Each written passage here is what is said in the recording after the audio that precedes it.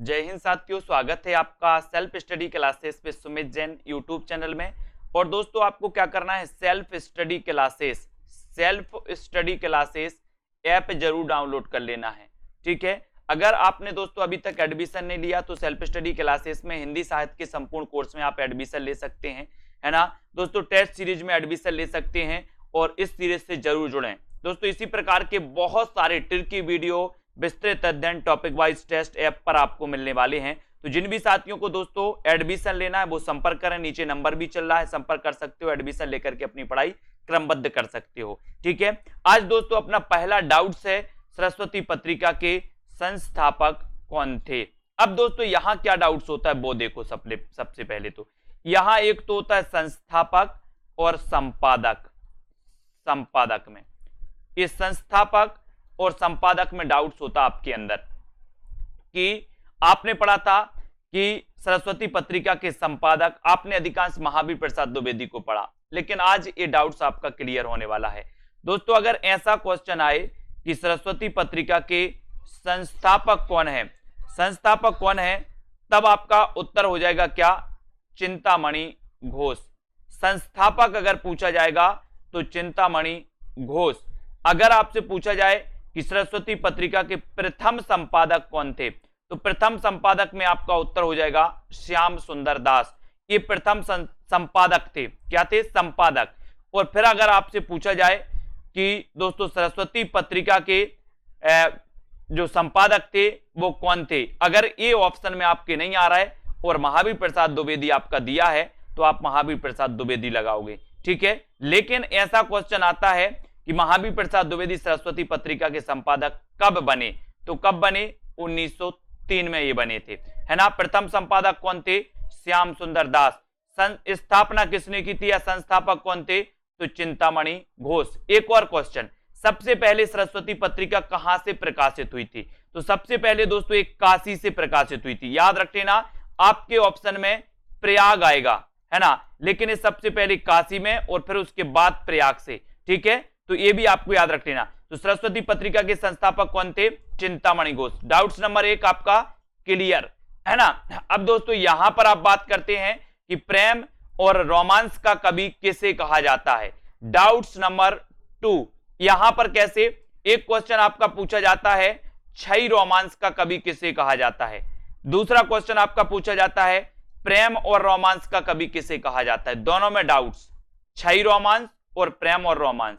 ठीक है, तो इसको याद रख लेना दोस्तों कि प्रेम और रोमांस, प्रेम की बात आई तो बोले हमारे अंचल में भी प्रेम किया जाता है, अंचल में, है ना। और छई रोमांस का कवि कौन है, तो छई रोमांस का कवि कौन है, बच्चन। बोले बच्चन क्या करते हैं, बच्चन से बच्चे, बच्चे क्या करते, बोले छई रोमांस करते। छई रोमांस कौन करते, बच्चन। तो बच्चन से छई रोमांस के कवि कहलाते हैं, इन्हें कहा जाता है। और प्रेम और रोमांस का कवि कहा जाता है दोस्तों रामेश्वर शुक्ल अंचल को, है ना। इन्हें प्रेम और रोमांस का कवि कहा जाता है। याद रख लेना, डाउट्स नंबर 2 आपके यहां पर क्लियर हो जाता है ना। प्रेम और रोमांस का कवि रामेश्वर शुक्ल अंचल और छई रोमांस का कवि हरिवंश राय बच्चन। ठीक है, ओके, लाइक जरूर कर देना, अपने मित्रों तक ये सीरीज को जरूर दोस्तों शेयर करें। डाउट्स वाली सीरीज, हिंदी का स्टील किसे कहा जाता है, आपसे पूछा जाता है, तो आप क्या बताओगे, हिंदी का स्टील किसे कहा जाता है, बताइए। 4 विकल्प हैं, अगर आपसे उत्तर बन रहा है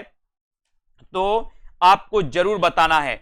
यहां से 2 क्वेश्चन आते दोस्तों, एक तो आता है एडिशन, हिंदी का एडिशन किसे कहा जाता है, और एक आता है हिंदी का स्टील किसे कहा जाता है। दोनों में कंफ्यूजन होता है, तो आपको कैसे याद रखना, हिंदी का स्टील, बोले सर हम स्टील के क्या लगवाएंगे, बाल लगवाएंगे, अपने जो बाल होते ना बाल स्टील के लगवाएंगे, काहे के, स्टील के। तो अब आपसे कभी भी पूछा जाएगा कि हिंदी के स्टील किसे कहा जाता, तो स्टील से आपको याद आ जाएगा कि हम स्टील के बाल लगवाएंगे, तो बाल कृष्ण भट्ट को हिंदी का स्टील कहा जाता है। हिंदी का माउंटेन भी इन्हें कहा जाता है दोस्तों, बालकृष्ण भट्ट को। ठीक है, अब फिर आएगा आपका हिंदी का एडिशन किसे कहा जाता है, तो एडिशन कहा जाता है किसे, प्रताप नारायण मिश्र को। यहां पर आया सन, और सन का बोले सर बहुत प्रताप होता है, एक सन माने सूर्य, एक सन माने पुत्र, दोनों ही का प्रताप होता है, सूर्य का भी होता है और पुत्र का भी बहुत प्रताप होता है ना। तो एडिशन किसे कहा जाता, प्रताप नारायण मिश्र को, और स्टील किसे कहा जाता, बालकृष्ण भट्ट को। भूलना नहीं है, दोनों क्वेश्चन आते हैं। ठीक है, भारतेंदु प्रज्ञेंदु किसे कहा जाता है? क्वेश्चन आपके लिए।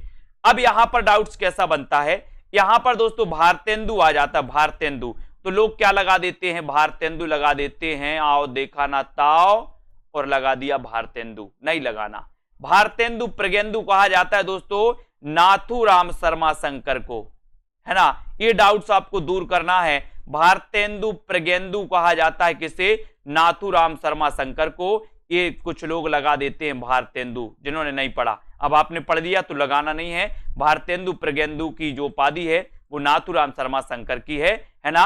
अगला डाउट्स देख लेते हैं। अगला डाउट है दोस्तों 20वीं सदी का बाणभट्ट किसे कहा जाता है? 20वीं सदी का बाणभट्ट। तो ये तो नॉर्मल क्वेश्चन है, सभी से बनेगा। 20वीं सदी का बाणभट्ट किसे कहा जाता है? तो आपको पता है दोस्तों वो किसे कहा जाता है? हजारी प्रसाद द्विवेदी को। नॉर्मल क्वेश्चन रखा गया आपके लिए, ठीक है। तो 20वीं सदी का बाणभट्ट आपसे पूछा जाएगा तो हजारी प्रसाद द्विवेदी। आपको पता है दोस्तों हजारी प्रसाद द्विवेदी की हिंदी साहित्य का आदिकाल, हिंदी साहित्य का उद्भव और विकास, है ना, हिंदी साहित्य की भूमिका, इन्होंने ये 3 बहुत ही श्रेष्ठ ग्रंथ लिखे। कबीर नामक दोस्तों इन्होंने ग्रंथ भी लिखा, एक रचना की इन्होंने कबीर नामक, है ना। ये सारी की सारी चीजें आपको याद करनी है और इसी प्रकार से बने रहना डाउट्स वाली क्लास में, है ना।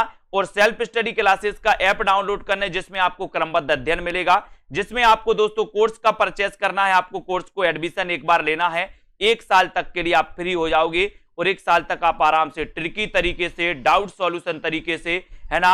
और दोस्तों वहां पर आपको विस्तृत अध्ययन, टॉपिक वाइज टेस्ट, सब कुछ वहां पर मिलेगा, ठीक है। तो नीचे नंबर है, संपर्क भी कर सकते हो, वीडियो को लाइक और शेयर कर सकते हो, ठीक है। आज के इस वीडियो के लिए बस इतना ही। जय हिंद।